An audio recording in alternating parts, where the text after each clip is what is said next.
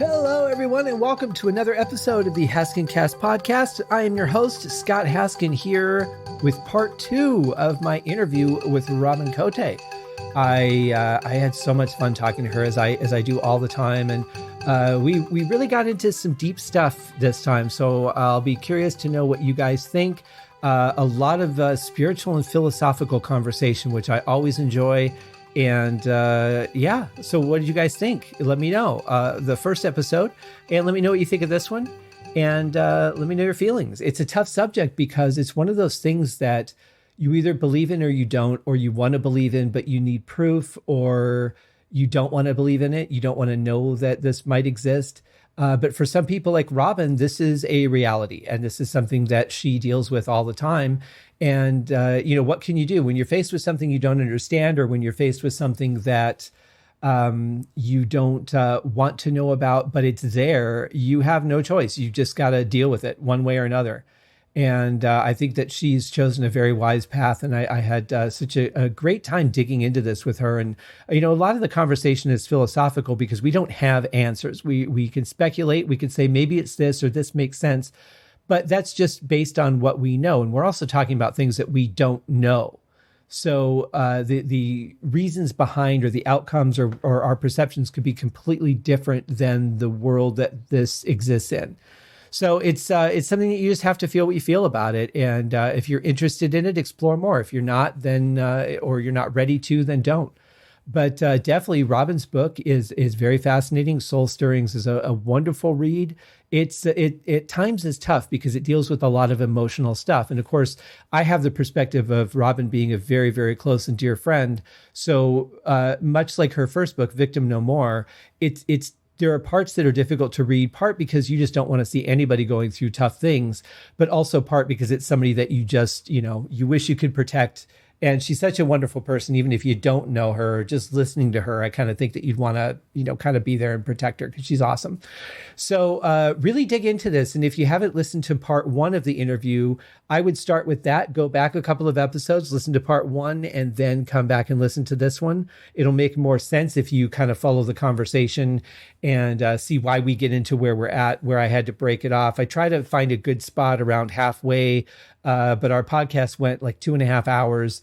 And so couldn't find an exact spot in the middle, but I found, I think, a pretty good spot to cut it off. And that's one of the challenges because on the show, the conversations flow so well that one subject really kind of just flows into another. And it's not like I just change gears very often. And so it's, trying to find a spot that isn't awkward to cut it and end a show and then continue it on in the next show can be a little bit weird.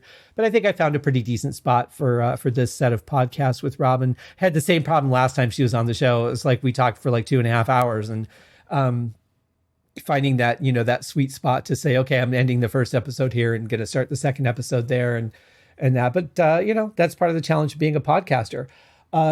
Just so you know, I'm recording this intro a week in advance because I'm getting ready to move and I don't want to have any delays in the podcast based on the internet not working where I get set up or there being any problems. So just to be on the safe side, I'm getting this recorded and uploaded ahead of time. When I return, I will be in the new place. So this is the last show I'm doing in my current place where I've been the whole 5 years that I've been in Vegas. I cannot believe I've been here that long. It seems not that long ago that I left California, and it's kind of ironic that when I had to go outside earlier today, that the weather was very California, like it's very cloudy, a little bit of chill in the air, looked and felt very California today. And so it's kind of neat, brings back a lot of good memories I have of my time there.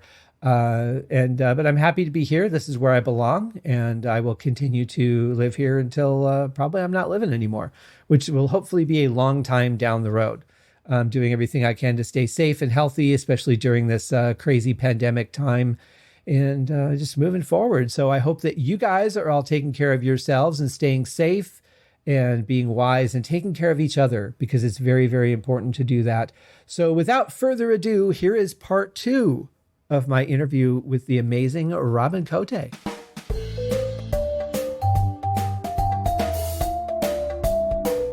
And and you get into this in the book. So the first section of the book really deals with your husband and the family and coming to terms with all of this. And then the last part of the book is when you take your trip to New York and you're at the September 11th memorial and you start getting interacted with. Oh, yeah. And for most of us, we all knew what happened that day. You know, I worked in the newsroom. I saw it firsthand like a lot of people did. I witnessed the murder of many people. And I had all kinds of premonitions beforehand, but didn't understand it. I had things happen after that being directly affected by what I saw. And then I always wanted to go there. For some reason, I needed to go to New York, to the towers. And in January of 2018, I went there and stayed with my buddy Andy, and him and I went down there. I said to him, I said, you know that my main purpose for this trip is to go there. I have this need to figure out why all these things happened to me. I need to put this to rest. But what happened to me, oh man, I never imagined what happened, what was going to happen. And from the minute I was across the street, I couldn't breathe, Scott. I could not breathe. I felt like burning sensation going in my throat, into my chest. And I just felt like someone was asphyxiating me. And, you know, we walked over to the South Tower, and for some reason we turned around and we were both pulled over to the North Tower, to the one corner. And immediately when we walk up there, I'm hearing two names come to me. And I'm like, what the hell is this? I'm not expecting this. And Andy's looking at me like, what's wrong with you? And I'm telling him this whole thing. I'm hearing these two names. Then I see this lady, like she's standing right in front of me that I could touch her. I see her as plain as day with this distraught look on her face. And she's telling me, I left my family here. I left my family here. And I could feel the pain that she was feeling. And, you know, within a matter, I would say probably 15 minutes, I had 6 spirits come to me at that, 5 at that corner. And one right after another, I could see, hear. There was a man that was on fire. He put his arms out in front of him, and his hands and his arms were fully engulfed in flames. And I put my hands out in front of me, and I could see my hands on fire. I couldn't feel it. I couldn't smell it, but I could see it. And I could see the look on his face. I could sense the fear he was feeling. Yeah. Well, let me ask you, because, we think that when we die, our problems are going to be over. That's the concept behind committing suicide. What is it that you think, and maybe you can't answer this, but I'm curious to get your thoughts. Take this lady, for example. She's upset that she left her family here. We're talking, it's been more than 10 years since this happened, but she's still here, still grieving. Why? My feeling is that I don't think they are trapped here. That's just the essence of their spirit, because that's their final resting place. I don't believe that you get trapped there. It's like a radio frequency. We all have this ability to pick up on things, and some of us are able to be that receptacle a lot clearer than most people because of the things that we've gone through and our mind being open to certain things. And that's what I think is just, there's so much that happened there. So many people died there. Mm-hmm. I don't believe it's a ghost that's hanging around, that's haunting the place, that is haunted by things. I don't believe that they're trapped there. That's one of the things that when I'm writing about this, I'm very careful, because it's real life people. It's a real event that took its toll and still continues to take its toll on people around the world. But I don't believe that they are trapped there. I think it's just the essence of the experience, because we tend to forget these incidents that happen. We all came together after 9/11. When 9/12 was here, we all band together as Americans. We were all we were humane to one another. We lost sight of that unless it personally affects you. A lot of times, you move beyond the incident and you tend to forget. That's why they're always reminding you every year, never forget, never forget. A lot of them do get forgotten. People forget it because it's not directly related. Well, and they've distanced themselves from the emotion of it too. I mean, when it first Yeah. happened, it was shocking. The shock of it is gone. I remember what it was like as the day unfolded and not knowing what else was going to happen. It was, now we can look at it and go, okay, there were 4 planes and we know that that's where it ended, but we didn't at the time. No. As far as we knew, that was only the beginning. We had no idea what to expect, and we didn't know that the whole thing was over in a couple of hours. So all that emotion, the shock, the intensity, all of that wears off over time. But what we forgot was to continue to be humane to each other. Yes. And, I think people who are open and receptive like me, I know for a fact I'm not the only one that's felt these things. I have done I kid you not, 400 hours plus of research when I came back from New York to figure out who these people were, because I heard 3 names, Janet, Jeanette, and William. I heard 3 names, and I had faces to at least 2 of these people or 3 of these people. The man on fire, I have no clue who that is. I've never been able to figure that out, but I know the identity of the 4 spirits that perished on 9/11 because I did my research when I came back. And I seriously don't believe they are trapped there. I think it's just because that's their final resting place, even though some of the remains were buried. Families got them back. But still, I still think because, think about this. If you're on one side of the building, the one lady I connected with, I found out through her research, the research that she was on the one side of the building. She was like on one of the 90th floors up there where the plane hit, but it was on the opposite side. Okay. She was able to call her husband and talk to him before she died.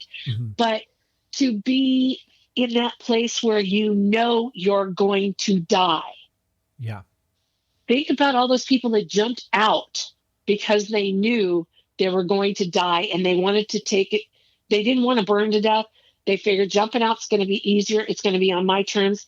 And I guarantee you the second they step out there to do it, there's probably that regret that they did it. But then again, we don't know what's going through their mind. It's a crazy state of mind to be in when you know you're going to die, when you're faced with your own mortality. So I believe that with all of that emotion around that event that day, seeing what was going on and knowing what was happening, the essence of their spirit is still there just because of the magnitude of all of that controlled energy and all of those people that are there, talking to their loved ones, the ones that couldn't talk to their loved ones. And the one guy, I don't think ever got a chance to talk to his loved ones because I saw him in rubble in a fetal position, rocking back and forth, just crying and saying, "I'm so sorry, Mom." There's that essence of their spirit is so damn strong that it's going to be part of that. It's a sacred site, and it has to be respected as one. So I think that leads more to the idea that we can split the energy a little bit. That I think so. Yes, certain residual portions might be left over where a tragedy is, which would kind of understand why places might be haunted, like the Tower of London, which was a torture chamber, or places like the 9/11 memorial, because so many people died there. But when you talk about final resting place, it's interesting to have that as a term, because what we're really talking about is the final resting place of our physical body that we all agree is just a vessel. Why is that important? That's a good question. I think the final resting place is important for the families. I don't think it's important for us when we go to the other. It's for the survivors because they have to have something tangible. And so many families never got that tangible thing. So it's hard for them to try to move on with their life without having something tangible. And, some of these documentaries I watched, it's so difficult because family members were getting pieces and parts of particles And then they get a call 2 or 3 years later, we found some more of your loved one. Then another couple of years later, we found some more. They're having to constantly relive that. And to me, that's the hard part. And of course, their loved ones who have passed on, there's nothing that they can do because the person is so caught up in the grief of having to relive that moment over and over that a lot of times when we're so caught up in the emotion, we miss out on the signs that they are still here with us trying to help us. Well, that and the fact that how do you ever come to terms and finally let go of all that when you know that at any moment, whether it's tomorrow or 3 years from now, you might get another phone call that says, hey, we're going to reopen that wound again because we found some part of a body that's not relevant to anything anymore. No. And, if you want to go into something really personal, I don't mind talking about it with having to do with the firemen. It kind of goes right along the lines of that. Mm-hmm. I connected with one of the firemen, and there's a firehouse directly across the street, and they're the ones that always responded to the tower. They were the first on scene, and it's 10 house. It's right in the kitty corner where the towers are.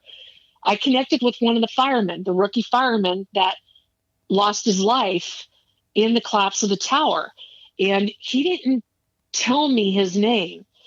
When I mean, like I told you, I had 5 spirits come to me at that corner. They bombarded me one right after the other. So I couldn't tell the difference between a couple of them, but I knew this guy was a fireman, and I got hit with a beam on the back of my head, and I saw it, and I felt this huge thing hit me. I felt it. So the essence of that actual event, I mean, it wasn't like, I felt this thump on the back of my head, like I got hit and I could see it. Now, just to clarify, you're talking about like a structural beam, not like a beam of light. A structural beam, and this was part of the collapse of the tower. And he's showing you what happened to him. Yes, and I felt it, but it took a lot of research to find out who he was. Mm-hmm. And it was only through watching documentaries, and one of the firefighters from that house talked about him. And when I saw the picture, it blew my mind. I was like, holy cow, that just hit me real hard. I knew it was him. Mm-hmm. And the funny thing is when I did my research, I did not know this, but when he was hit, he was decapitated. Oh, wow. And his body was also crushed. So when they found him and another firefighter with a woman in the middle of them. They were carrying her down. Oh. And I found this out later, but he was on the 3rd floor landing coming down when the building hit. And when they found his body originally, he was decapitated. They did not find that portion of his body. Mm-hmm. The family buried the from the neck down. They buried him. And then they got the call down the road that they had found his head with the helmet. So they had to bring up the coffin, put that in there, and then rebury him a second time. This is how excruciatingly painful it is for these families that went through this. But and for the person that makes the call, I mean, how do you call somebody and say, "Hey, we found your son's head"? Yeah, how do you do that? And this is a decorated hero working with the fire department. He was just about ready to get past the rookie status and become a full-fledged firefighter. Mm-hmm. Now, I'm going to tell you something. I don't write about this part in the book. I never reveal the messages that I give to people because it's not for public consumption. It's private. Sure. But basically the message he gave me without talking to me at that point was to let his family know that he did not suffer, because the minute he got hit with that beam, he was gone. He didn't feel the building crush him. Oh, sure. It was instantaneous. So that was the message I got. But then I had planned to go to New York last year, September 2019. Well, before we get to that, and I definitely want to talk to you about that, because this is where we start extending beyond what the book tells. Now, the book talks about your first visit to New York, but I'm going to sound like a really cold-hearted person, and you know me, Robin. You know I'm not. I don't understand. There's a part of me that gets it, but there's a part of me that says, you know what? Whether he suffered or not, it's in the past. If I found out that somebody I knew or was related to or whatever, yes, it would be terrible if they were laying there for 2 hours in pain before they died, but it's over. It already happened. So whether they did or not, it doesn't change anything for them now. So I go back and forth between that. I understand the emotional side of it, but there's another part of me that goes, we don't need to bury his head. We don't need to bury his body. He's not in there. We don't need to go to cemeteries because the person is not there. That's the representation of them. Am I being ridiculously cold? No, you're not being cold. And I'll tell you why, because you're looking at it analytically in a sense, not emotionally. And you have to remember, these loved ones were snatched. They were snatched out of our world. His family lost this beautiful young man who was 26. We're talking about the firefighter, for example. This was a guy who finally got his life together after being in the military and then going to the fire service in New York, who was now going to start looking for a woman to get married and have children and settle down. This was a young man in the prime of his life who was snatched away from his family. So you have to remember, once they move on to the other side, we're left with what's left behind. But I think it's really more about us getting the grief and the emotion out than there is any reason for any of those actions to happen. Because I've always believed that the dead don't care about their funerals. They don't care about. No, they don't. It's over for them. They get that, but it just seems like it's really the heart of it all is really it's more about us grieving and finding a way to deal with it. But it's just like being so attached to the physical body intellectually, I guess, just feels like a weird thing. I get it. I completely get it.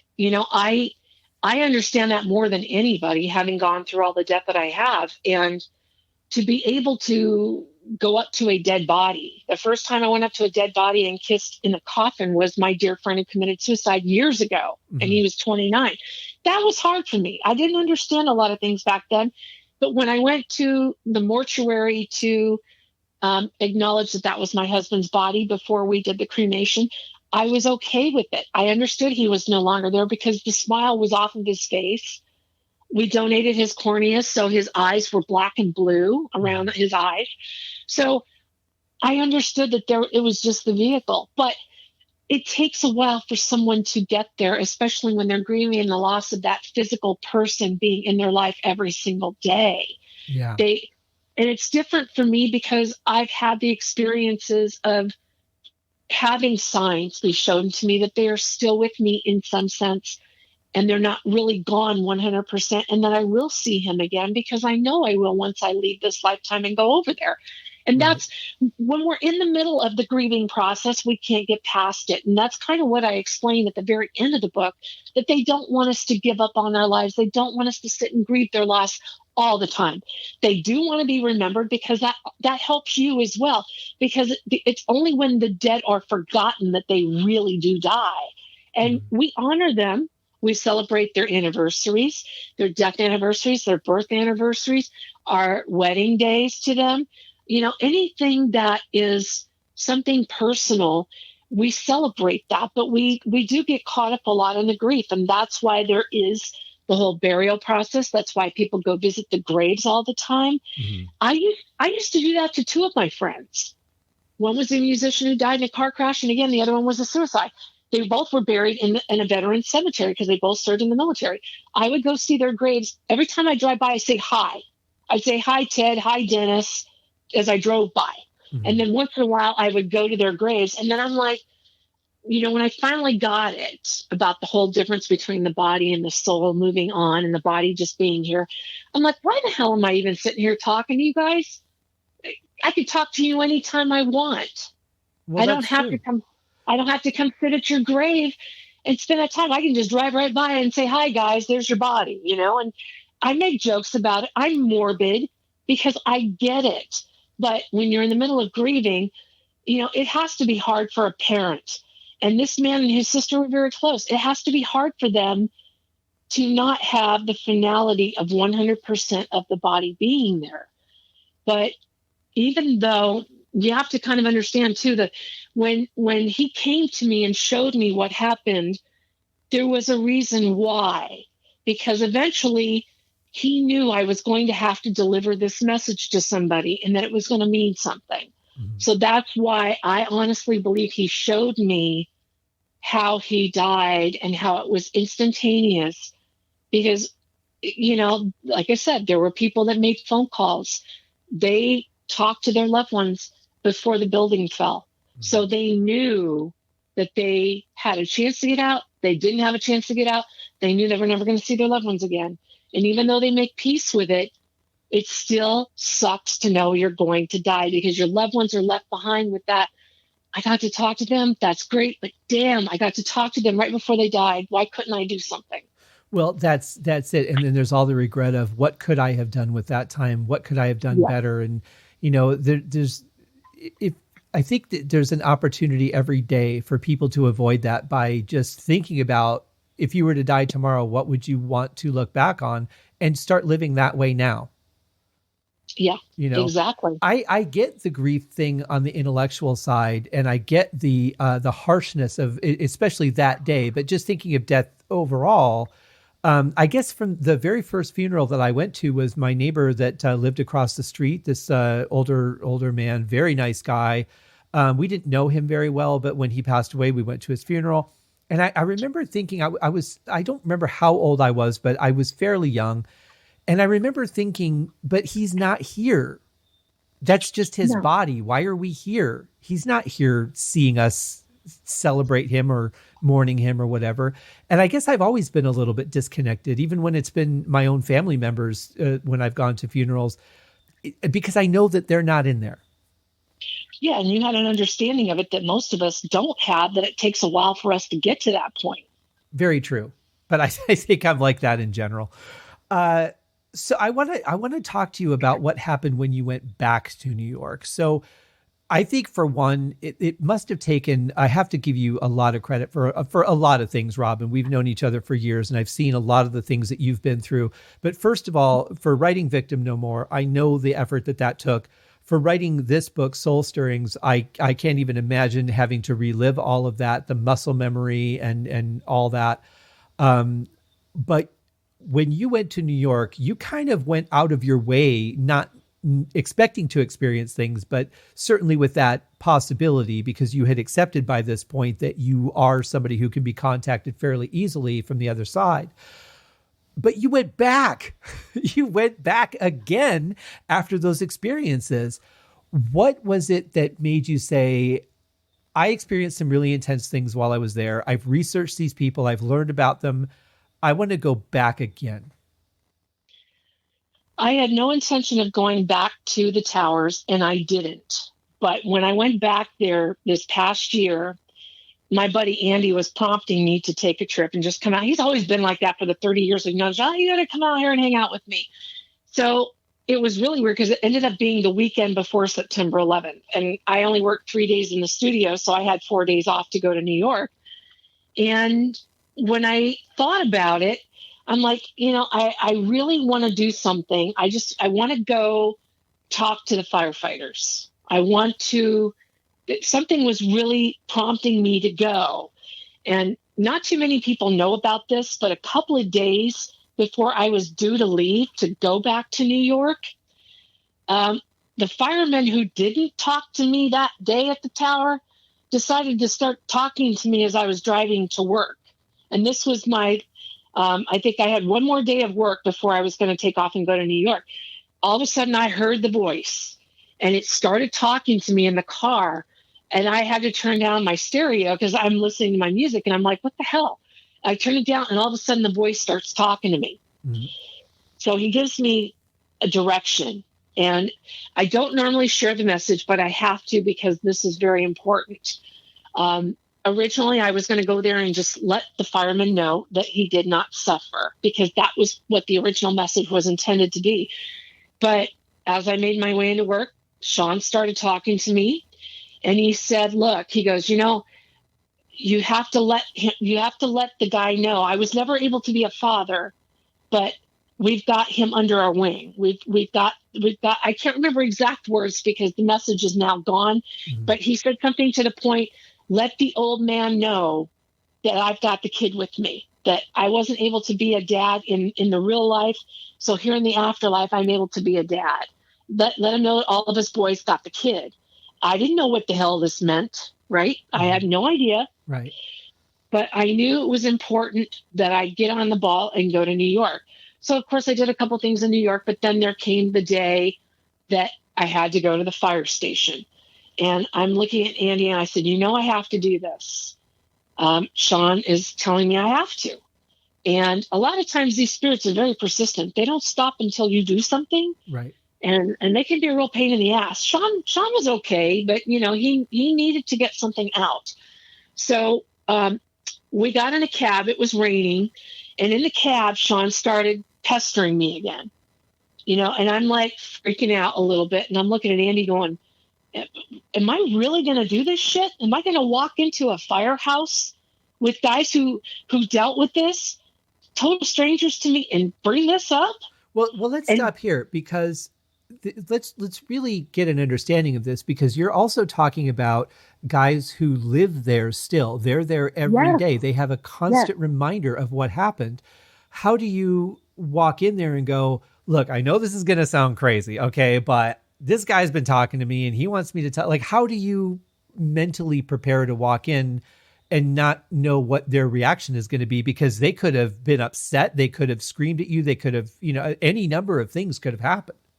Yeah. And we got out of the cab. We were standing across the street. And again, it's raining. And I'm looking at Andy going, dude, I don't know about this. He goes, look, you have no choice. You got it. So we walked across the street, and Ten House usually has the doors open because they greet the public, because they are the ones that were the first responders that day. And, the one firefighter who I had initially gone there to meet was retired. And he's the one that was on all the documentaries that he introduced me to Sean, basically. I figured out who Sean was through him. Okay. And when Andy and I walked up to the firehouse, there was a bunch of young firemen standing up front. I'm like, oh, these guys aren't old enough to have been here on 9/11 working. So I asked the young guy, I said, is this particular firefighter there? And he goes, no, he doesn't work here. He's probably retired. And I said, well, is anybody working here that was working on 9/11? He goes, oh, yeah, hang on a second. So he goes back in the office and he pulls this guy out, this guy named Sal. Yeah, I'm sorry, Robin. Let's just to put this in perspective. We're recording this in April of 2020. You were there in September or late August of 2019. No, so we're talking September 2019. Okay, so we're talking 18 years now after September 11th. Yes. So we're really talking about a great distance of time here. But that in the people that live there, they're still living this. There's still a part of them that knows it every day. Yeah.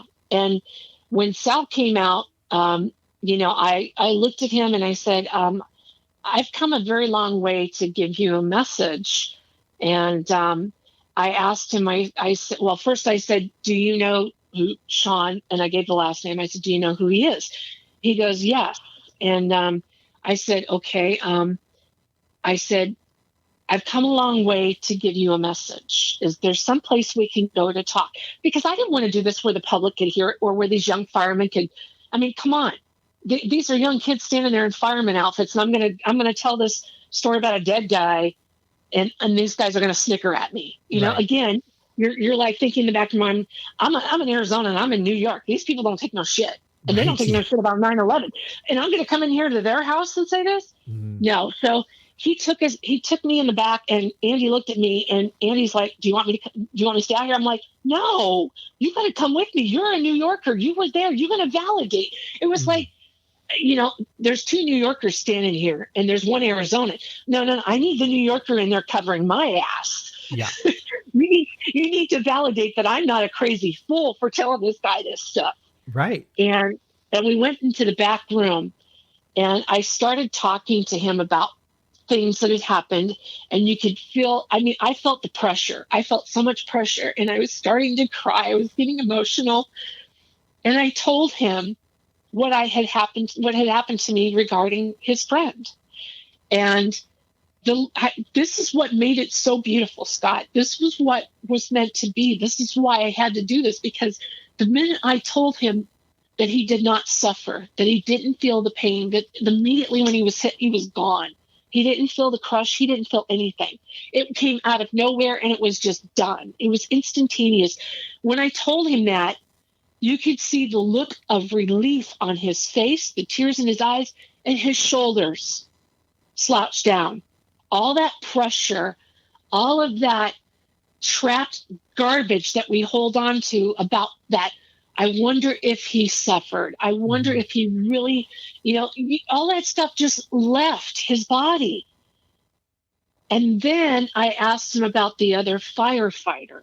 And he said he was a good friend of his, the one that I initially came there to meet. And I told him, I said, well, I got another message just before I left to come here, and I don't know what this means, and maybe you can tell me.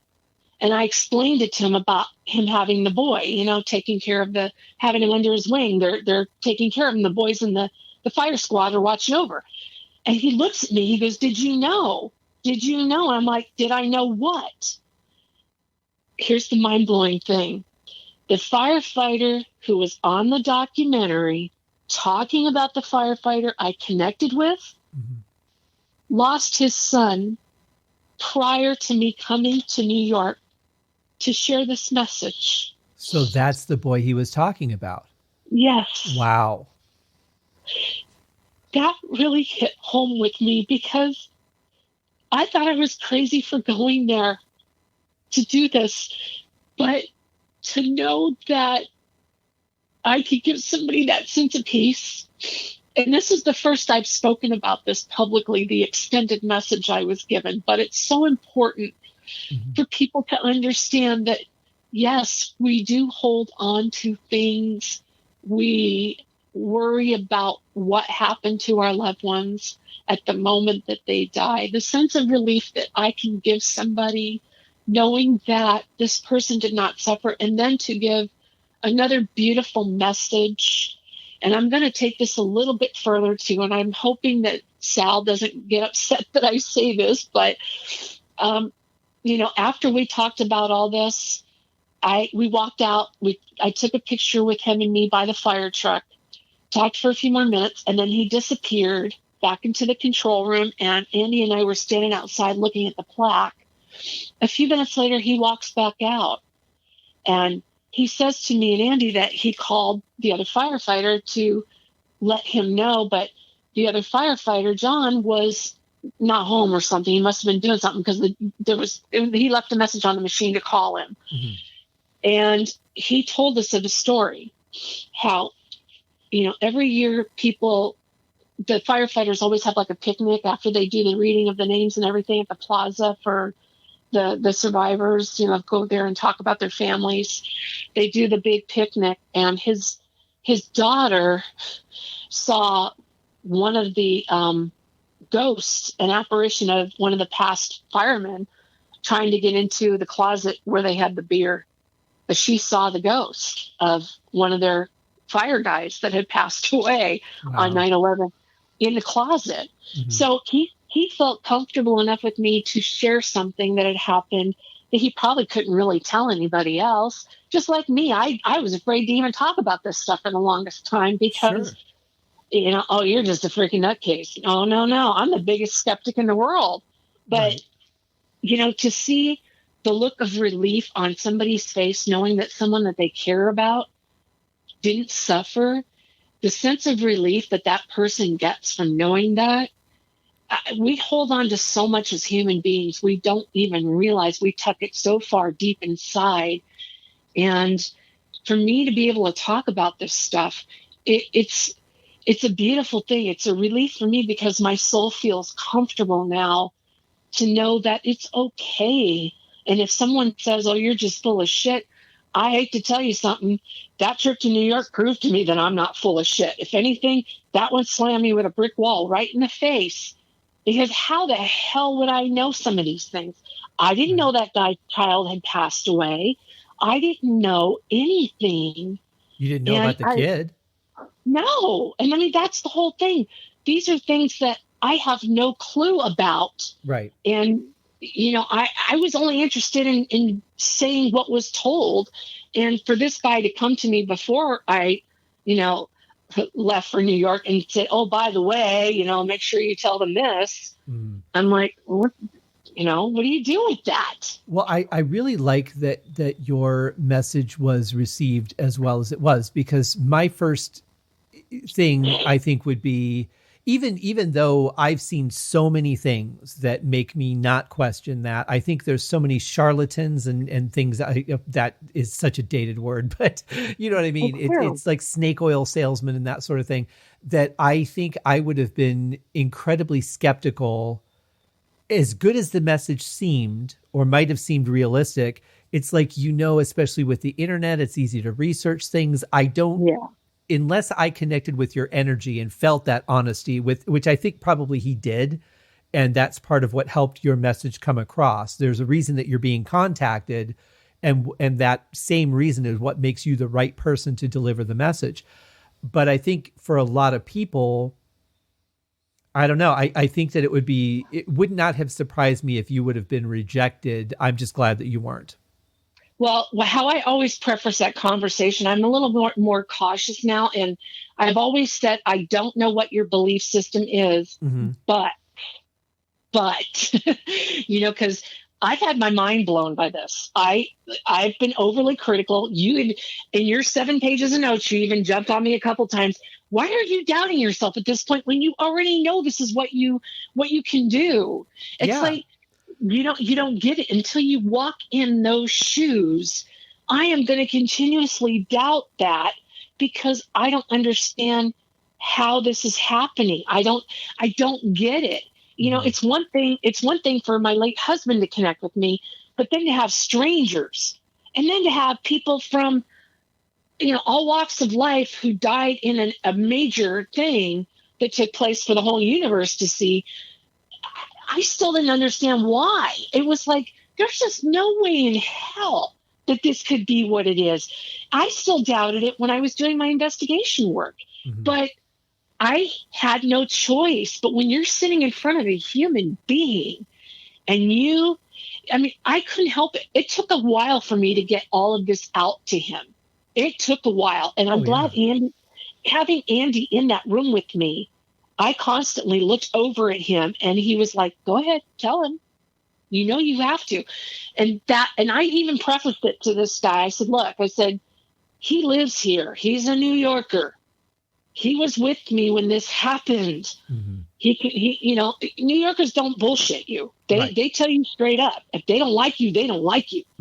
And I was so grateful that he allowed me the opportunity to sit before him, a true hero that goes out there and puts his life on the line for everyone else, so that I could give him a sense of peace, so that I could allow someone who he cared about to talk to him in a way that he could understand. And if it involves a total stranger who is the person that's, for all intents and purposes, I call it like a claw machine. This thing just gets in the top of my head, and then they can just speak right through me. And I'm like the I'm the puppet. They can use me to do whatever they need to.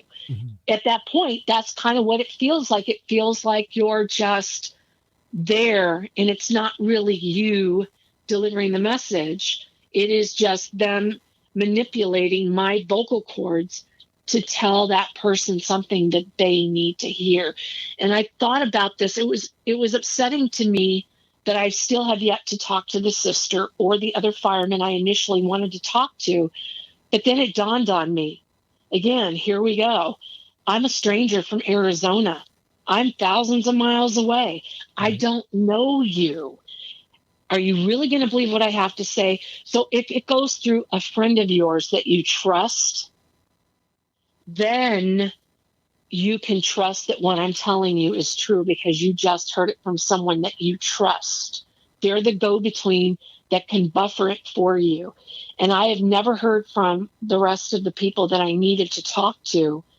And the funny thing is, the very next day, and people are going to get a kick out of it because in the book it talks about one of the spirits coming to me in the shower back in 2018.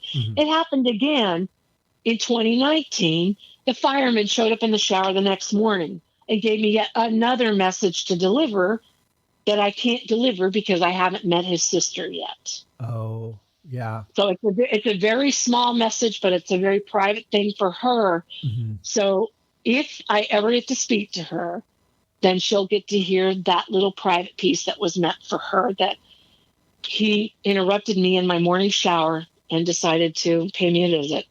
So that it's a humorous thing, even though it's a tragic thing, you know? I certainly hope that you have the opportunity to deliver that message. And I have to say, it really takes a lot of, I don't know what the word is, but it takes a lot of something to be able to walk into there anywhere, let alone a place like New York, where you're right down the street from what happened, and share that message with somebody, because you don't know what it's going to do to them.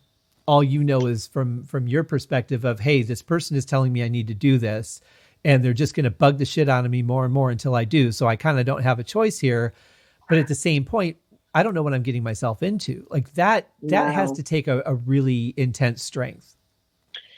I just felt compelled. That's the only word I can come up with. I just had this compelling thing that was pushing me to do it.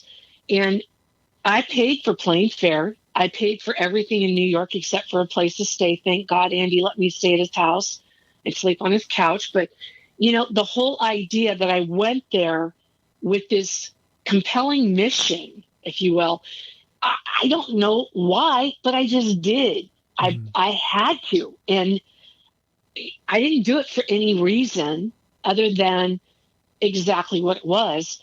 I had planned the trip and said to him, let's just go to the fire station and meet them if we can.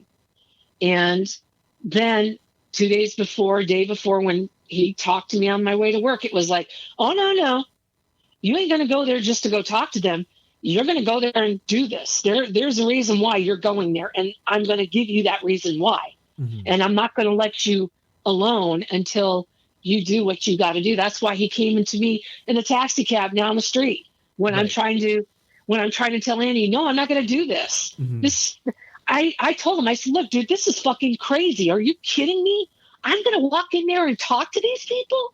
What am I doing? Yeah. I did that. I second guessed myself on the cab ride over there. And I'm like, yeah, he's talking to me right now, telling me I'm not backing out of this shit. Mm-hmm. That's exactly what he said. You're not backing out of this shit. You're here. You're going to do this. Right. And he give you that choiceless pep talk.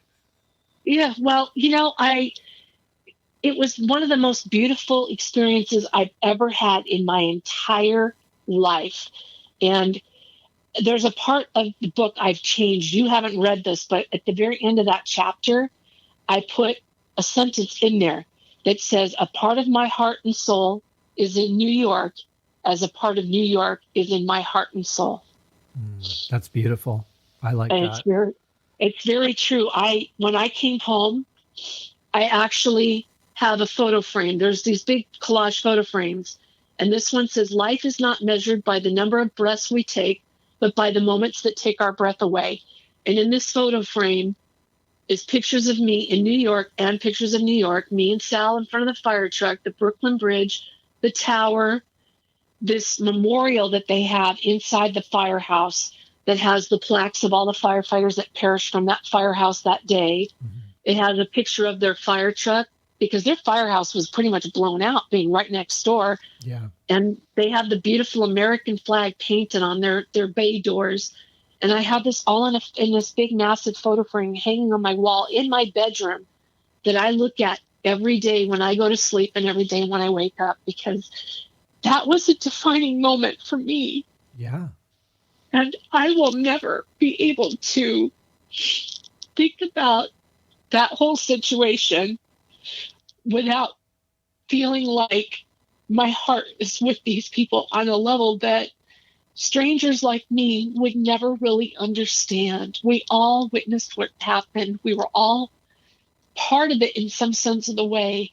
And a lot of us have moved on from it because there weren't family that was involved, friends or family. But for someone like me, it profoundly affected me in every way possible. Mm-hmm. And that is something that I will always live with and take with me, that I will never, ever, ever take anything for granted.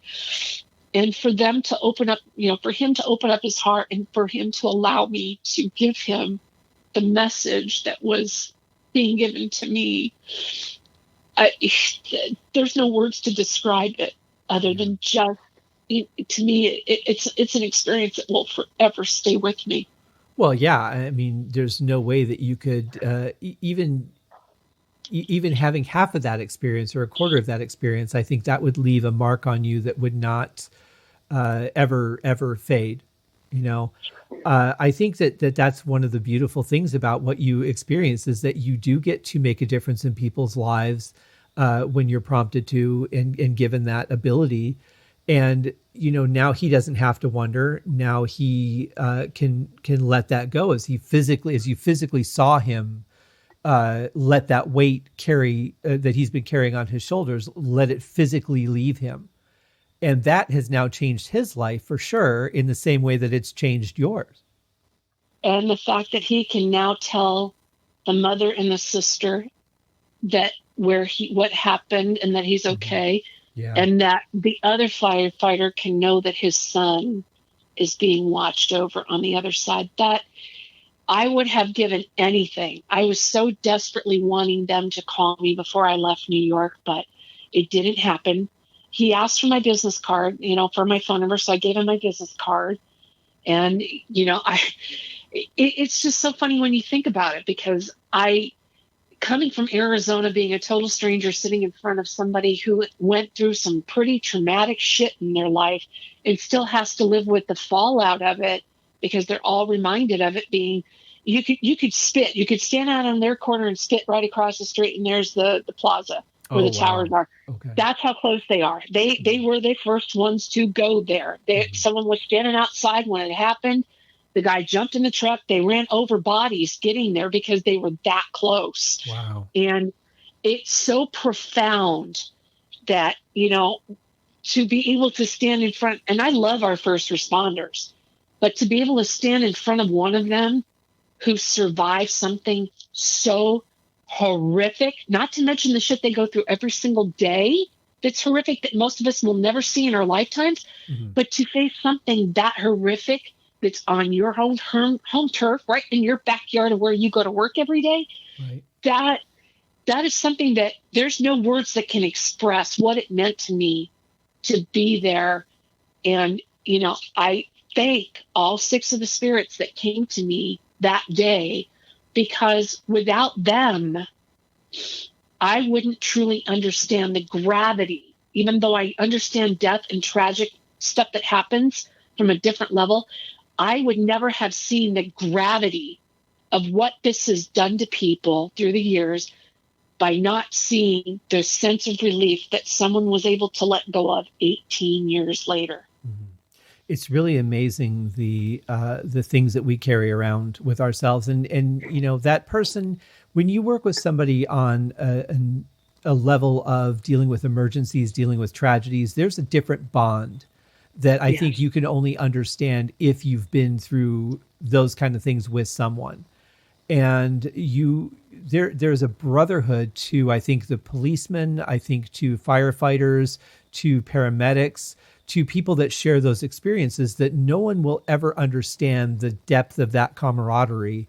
And in a way, I'm grateful that people can't, and in a way, I wish they would, because that is, it can be a really beautiful thing. I'm grateful that you were able to deliver that message. And I have the utmost respect for you for walking in there and actually doing it, because you really didn't have a choice, but at the same point you did.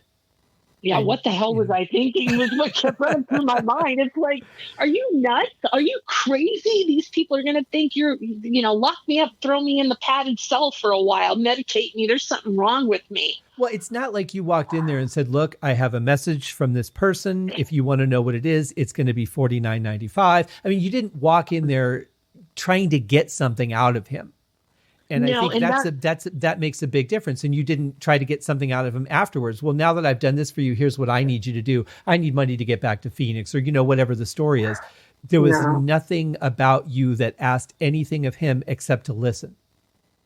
All I could do, in the back of my mind, there's no way that I could ever sit down and charge anybody for this. I would never feel comfortable for that at all. Yeah. The biggest thing that I wanted that, and I'm going to be kind of a pain in the butt here when I said this, but I wanted that asshole to stop fucking talking to me. He's driving me nuts. Well, that's what I mean. That's like when I said you And did I'm have sorry, a choice, but you didn't because you know I'm that. sorry, Sean. But if you didn't, it would have gotten louder and louder and louder until you know. So you might as well just do it. But at the same point, there's a difference between I need you to do this and expecting you to actually do it. You know, it's a weird thing to put somebody in that position, to ask them to do that. I mean, from the spiritual side, I always try and think of through the other set of eyes and trying to think through their side. Yes, I need to get this message to him. Maybe he'd tried to reach out and that person wouldn't listen, like, because they're not open to it like you were. And he found you and he's like, oh, perfect. I've got somebody that can talk to him. And of course, then he's not going to let that go, because who knows how long he's been trying to get this message out. And, you know, I jokingly call him an a-hole. So I want to clarify that, because I know he died in the line of duty and he was a good guy. But he knows that he drives me crazy sometimes, because he has the funny thing about this book, working with the publisher on it. He actually came to her while her and I were having a conversation. Really? Oh, yeah. And she writes, this is the beautiful thing. She told me, she goes, I decided to put something in your book. Is that okay? She read a note from the publisher, and she writes this 1.5-page note in there from the publisher about how never in her wildest dreams, because her and I never met face to face. We've only known each other for 5 years. We've only talked. We've never met. Okay. And she said, for two people who have never met, like Robin and me, to connect with the same spirit is just, it blew her mind. Yeah. It blew her mind that he would connect with her while we were talking on the phone. Well, if she had any questions about the book or its validity, certainly she's not questioning it now. No, but the whole purpose behind him doing that, and I get why he became a pain in my ass that day when I was there in the taxi cab. It's because you're here. You flew all this way to do this. Why are you doubting what your abilities are? Why are you doubting yourself? You've told me this, Scott. You told me this in those pages you sent me. Why do I continue to doubt this ability? But again, it's not that I doubt it. I feared being rejected by people. It's not that I feared what people thought of me, because I've gotten to the point where I don't give a damn what people think of me. I am who I am, and I'm comfortable in my own skin. But when you're talking about real life people who have passed away, who are reaching out, wanting to say something to somebody who's still in the living present, you're like, okay, I've been condemned. I've been called demonic. I've been called weird stuff. Religious people put a crucifix in my face and said, no, that's the devil's work. No, that's not the devil's work. If it were the devil's work, I'd be like mixing up with serial killers and going out and killing people. That might be the devil's work. But these are people who honestly died, who just need to let their loved ones know, hey, I'm here if you need to talk to me. I'm here. Don't worry about me. I'm all good. And it's tough because the people that are making these accusations of you are there. Everything that designs someone's perception is based on whatever their programming is. And most people, like myself, were programmed from the very beginning that this is how it works. There's religion, there's God, there's Satan, and here's what you can do and here's what you can't do. And if you do this, you're going to hell. What kind of father could do that to his children? You know, you go back and forth through all these things, but because these things were instilled in us from such an early age, that's our go-to. And the people that have continued on with those beliefs and they get stronger and stronger as life goes on. And then 50 years, they've been living as if this is the way that it is. Their persecution of you comes from those beliefs and what was put into them. And they never varied from that. So, but there's a difference between understanding that and having to put up with it. Right. And it's all about fear too, because we fear death more than anything. We fear the end. We think that death is the end. And that's one thing I've learned through all of this. It's a huge wake up call.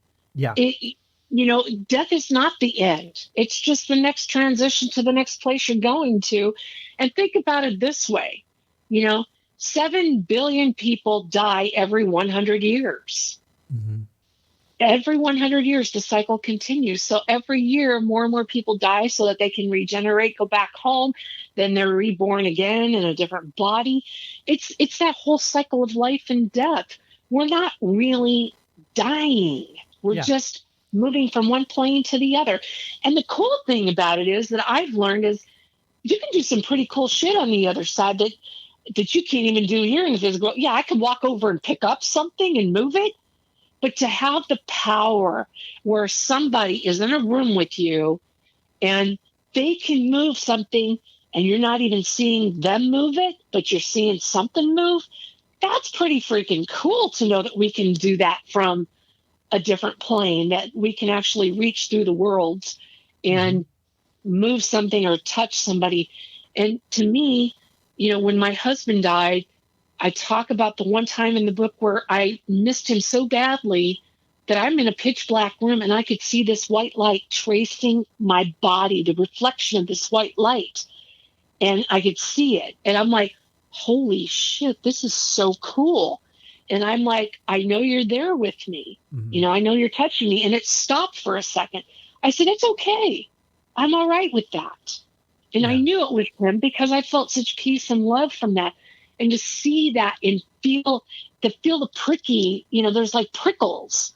And it was just really, really cool to know that there's more to what's in our lives than just our life here.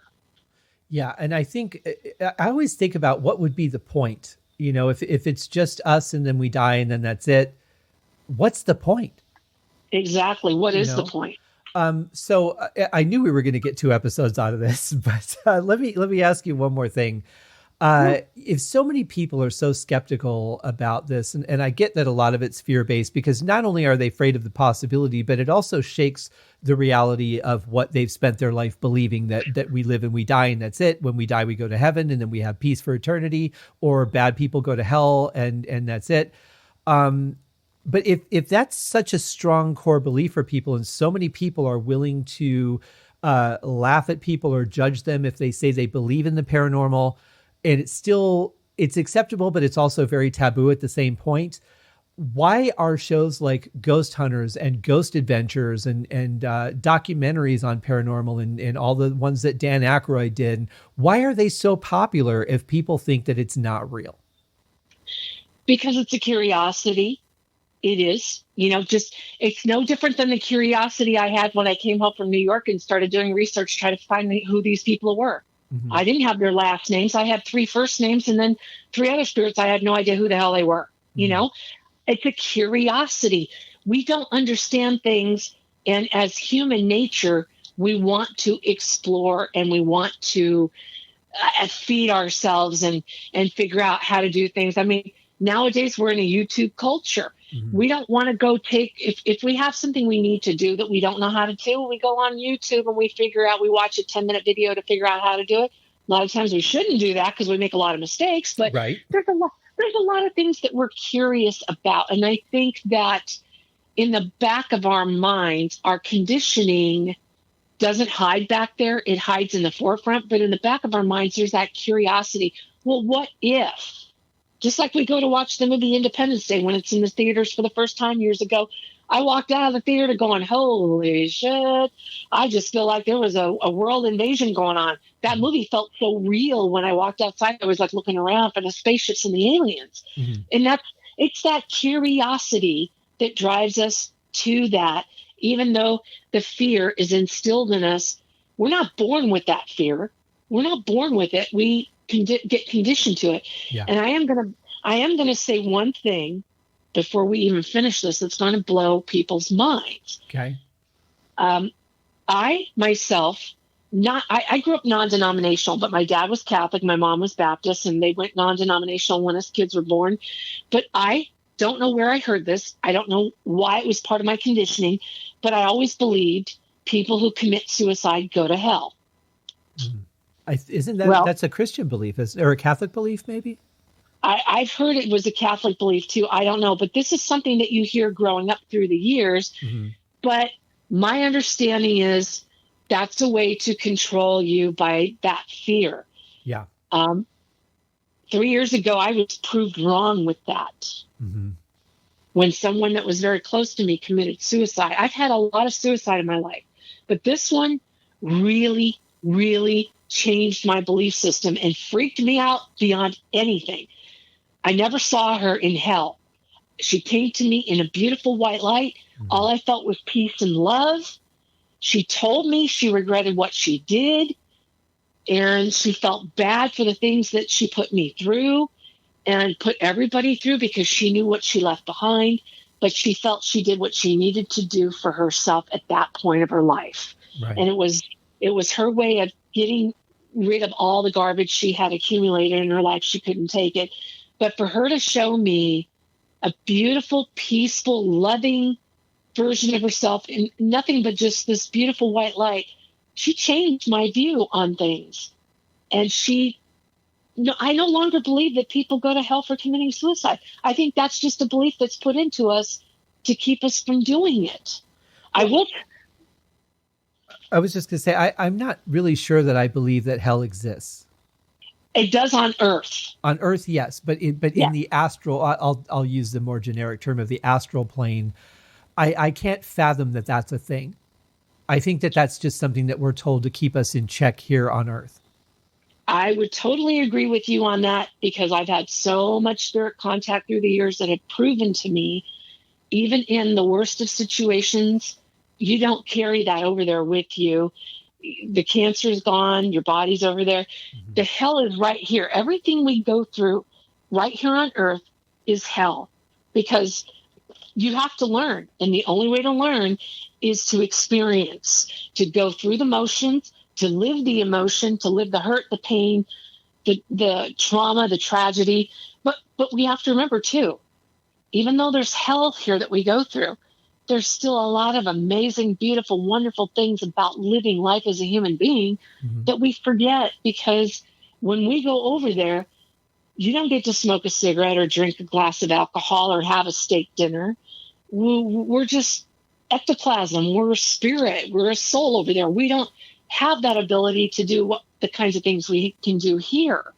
So when we come here, as bad as our human life can be at times, it's a beautiful experience to go through as well, because to kiss somebody, to be intimate with someone, to have a baby, to have children's laughter, to going outside and putting your feet in the grass, to watching dolphins in the water when you're in Hawaii, to those kinds of things. We don't get to take part in that when we're over in the afterlife. But being in the physical body, you get to do and experience things, good, bad, or indifferent. And that's what the human experience is. I would absolutely agree with that. And I think that might be a clue to part of the difference between what we were talking about that connection between the intellectual soul energy versus the brain and what the brain wants and that. I think that the heart is really more a part of the soul, the heart yes. that we talk about, not the physical, pumping blood from one place to another. But the heart, the love side of things, I think is more part of the soul. I think the desires for like wine and things like that, the more tangible physical things, I think are more of a brain function, but also a little bit of our soul too, because they're things that make us happy and bring us peace. And if our brain is at peace, our soul is happier. I don't know. I mean, it's speculation, but when I think about it, and again, just coming from that intellectual angle, it just seems more reasonable to me that that's how things would work. And here's something that might you might understand a little better if I explain this. I was, after, my friend committed suicide, mm-hmm. there was a point I was on the phone talking to one of our other friends, and I was eating a Reese's peanut butter cup. And out of my mouth came the words, "Ooh, I miss chocolate." I can hear it in her voice. I can hear her saying that in her voice. It was not my voice. And the person I was talking to on the phone goes, "That sounded just like her." Wow. And she had an affinity for chocolate. And after, when her relatives had to go clean up her apartment and remove everything, they found chocolate hidden everywhere throughout the apartment. So the fact that this person, it takes me right back to the movie Ghost. Mm-hmm. When the guy wants to he breaks the cigarette. Oh, I would give anything to smoke a cigarette. Yeah. it really makes you think about that. And when she came through me about the chocolate, I had to laugh my ass off. I was in the middle of grieving, but I had to laugh my ass off because that came out of my mouth, but I didn't say it. Well, and for those people that are listening, what's really particularly interesting about this is, Robin, you have a slightly deeper voice, and she had a very high pitched, almost Marilyn Monroe-ish voice. Yes. And so I would say if I were talking to you and all of a sudden you started speaking in her voice, that would be incredibly apparent immediately. Like there wouldn't be a, wow, that sounded a little weird. Like I would just know. And I took a bite of the chocolate because I was trying to maintain my blood sugar level with not getting much sleep and helping everybody through this. And just taking that bite and just getting ready to chew on it. And it was like, oh, I miss chocolate. The words just came right out. And I'm just like, what the hell is that? Yeah. It was so funny the way that it happened. So the fact that, it's that whole thing with the brain, heart, soul connection, even though they're on the other side, they can still miss things because they can't have it in the physical. Yeah. Yeah. Well, and I think that there's, if you're still attached to the things that made you happy on earth, I would have to think that it's really more memory of what it felt like to be in the physical than the need to have it now, because she hadn't really left yet. Right. And and sometimes they have a lot of things that they do over there. And that's one thing that I really want to make sure I drive this point home with everyone, because there's a lot of people that go, well, I wish they would talk to me. Look for the signs, first of all. Be receptive to it. Don't get angry. You can't always expect it the way it's going to come. Yeah. It's not the Hollywood version of things. It's no. They might need to figure out how to contact you because they probably have to learn how to do that. So there is that. But also, I think just you're right. I mean, just be open to signs, because it might not be what you're expecting or what you're hoping for. But at the same point, be careful not to think that every little sound is them. Right. And also, I tell everyone, if you feel that it's them, acknowledge it. You don't have to go tell everybody in the world. And even if you got to think about it this way, if you think you see something and it makes you feel that it's that person, then just adore that moment for what it is. Don't make a big deal out of it, and don't exactly wish it away like, oh, I'm just thinking stupid. If you feel it, embellish the moment within yourself. Love it, feel it. Understand that might be them. And if it's not them, it doesn't matter anyways, because that moment makes you feel good thinking about them. And I've had this question posed to me many times. Am I sure it's not just a memory that I'm thinking of them? And then all of a sudden I smell their perfume. How can you smell someone's perfume if it's a memory? Yeah. I've smelled my grandfather's cigars, and he quit smoking. It had to be a good 15 years before he passed, but I can, every once in a while, I can still smell his cigars, or my other grandfather, I can smell his cigarettes. Yeah. And it's a familiar thing because it reminds you right away, but that to me is not a memory. That to me is someone saying, I'm going to do this to get your attention. And you're going to know it's me because of this memory you have of me. So it's my way of telling you hello. You don't have to go tell the whole world about it. I know I just wrote a book and I'm telling the whole freaking world about it. This is crazy enough. But, you just think to yourself that this is a message for my loved one. It makes me feel good. And I don't have to share this with everybody, because the non-believers and the naysayers are going to try to discount it. And then it's going to be like, I was a fool for saying that. Yeah, it's not what it is. Whether it is or not, it makes you feel good. And that's all the loved ones want you to do, is just feel good, because love is really the only thing that transcends the worlds.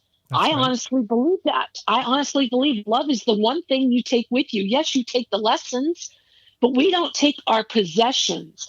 The only possession is the love in your heart, baby. That's the only possession you have when you cross over, is that love. I would think memories too. I would think the love and memories. Oh, yeah. Yeah, but tangible. Right. Yeah. Yeah. Tangible. Love is tangible. It's the one human emotion that's very tangible when you cross over. Well, I think that is an absolute perfect note to end on. And I have to say, I said earlier that when you read this book, that you should have a box of tissues with you. I would also suggest a glass of wine. Aw, I love that. Yeah, I think that would pair well. It's not an easy book to read, but it's not a hard book to read. It just depends on where you're at, what you believe, what resonates with you, and what doesn't. I know you well enough, and I don't question the things that you have experienced at all. I also look at my own experiences and the things that I just seem right to me as well. But it's a fantastic read. It's very emotional. I'm so glad that you put that book out. And again, it just shows more of that strength that you have, Robin, to be willing to put that out there for people to put crosses in your face. And I think that you should deliver a copy to the Westboro Baptist Church. Yeah, I don't know about that one. I'd rather go back to the firehouse than go there. That was easier compared to that. Now, I'll have the links in the show notes. Will the paperback is on its way out as we're recording on the week before, really a week before the podcast comes out. When will the book, the physical book, be available? The physical book, the paperback itself, should be available within about a week or so. Okay. My publisher is working on getting all the kinks out of it. I actually have the first proof copy from my local printer. So I will have books on hand from my local printer within a matter of a week. And then all of the books will be available online. It's available on every ebook platform already. It's been out for about 2 weeks. I think I put it up on the ebook platform. So it's available in every version out there, your Nook, your Amazon Kindles. I mean, it's available in every possible way to get it on ebook. But if you like a physical book in your hand, probably within another week or two. Excellent. Well, we'll have the links in the show notes. I would imagine the physical book will be available through Amazon. Yeah, it'll be available everywhere because we go through the main source that pumps it out across the world. So Amazon will have it, but it'll also be available like at Barnes and Noble and any of your major book retailers online. So it'll be across the board. You can pretty much go anywhere like Apple Books or any places like that that have ebooks or paperbacks. It's pretty much going to be everywhere in your brick and mortar stores online. Very, very cool. Well, congratulations, Robin. Everybody grab a copy of this book. It is a journey to read for sure. Thanks for coming on the show, for coming and hanging out with me, for opening yourself up to, letting the emotion come through and just being the awesome person that you are. I love you to death. Oh, I love you too, Scott. And as always, I appreciate you having this platform to give all of us a voice to speak, because that is important, to be able to have that ability to get all of the creative types, to get everybody that's making a difference in the world. I have a group called The Collective, and we're the movers, shakers, and difference makers. And you're part of that because you bring people into this fold and allow them to have a place to comfortably use their voice and not feel any weirdness about it. And that's why I love doing this with you, because these are hard subjects to talk about sometimes, but you make it very easy, being one of my dearest friends. Well, that means a lot. And I appreciate you having that group and making your difference in the world too, because we desperately need it. And when this paperback comes out, there's a copy coming your way because of your hard work helping me in this. So I can never thank you enough for that. Oh, it was an honor for me, and I'm just glad that the things that I said were helpful. Let me just add one more thing before we finish. Is that when I was talking to you, and I'm sure that the readers will see where this kind of came about, but when I was talking to you about why aren't you getting it, it is frustrating as the reader. It's like being, if you're into theater and you're watching a horror movie and you're like, he's right behind you with the knife. How do you not know he's there? You want to scream at the screen and try and help that person, and realizing too, it was ridiculous for me because this is all in the past as I'm reading it. But it's like there's so much right in front of you. How are you not allowing yourself to accept it? That's a frustrating part of the journey. But that's got to be tenfold for what you were experiencing at the time, because the denial of it and having things continue to happen, not really being able to open up to other people at first.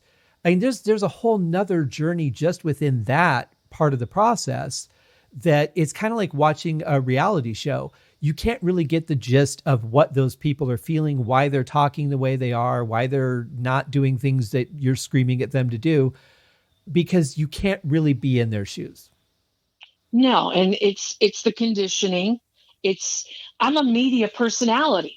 I'm a person who's been on radio for 32 years. I worked in television and film. I'm a person who is out there in the public eye in many ways.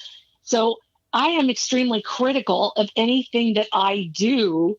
I even warned my boss a couple of years ago, are you sure you want to hire me? Because you better look at my social media and the things I talk about, because I'm pretty blunt. Mm-hmm. And if you can't handle that, I'm not going to change who I am. So for me, as a recognizable personality here in Arizona, it was very difficult for me to understand what was happening to me, first of all. And then second of all, being able to communicate it effectively to other people without someone trying to say, oh, I can explain all that away. Right. And I'm right there. I'm trying to explain it all the way too. But you know what? When it's happening to you and you're trying to explain it all the way, what the hell is the balance?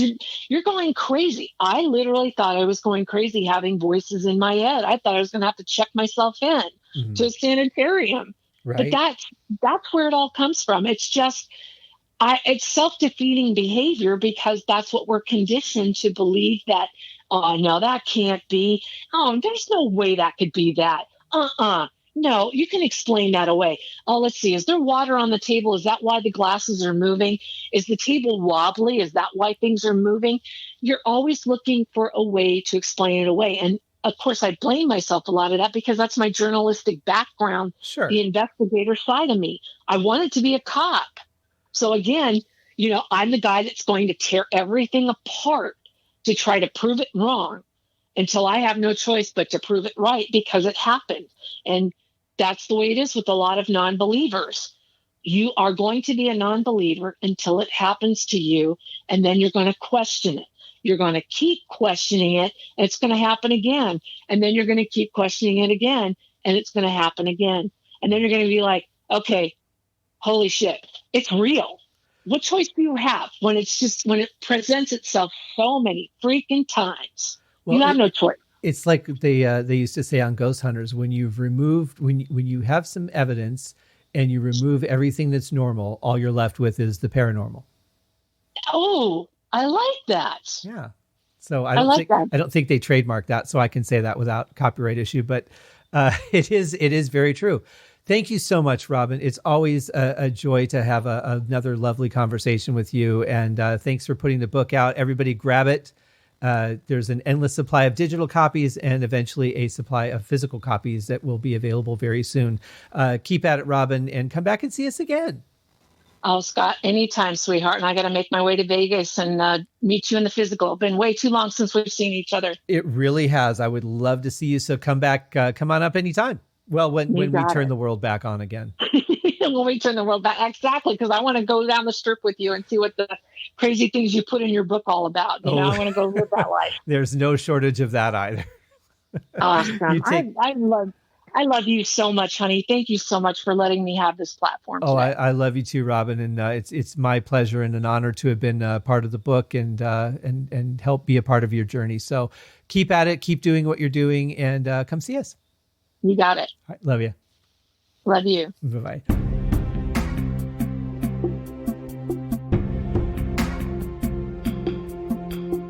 Well, there you have it, folks. What do you think? What are your thoughts and feelings on this subject?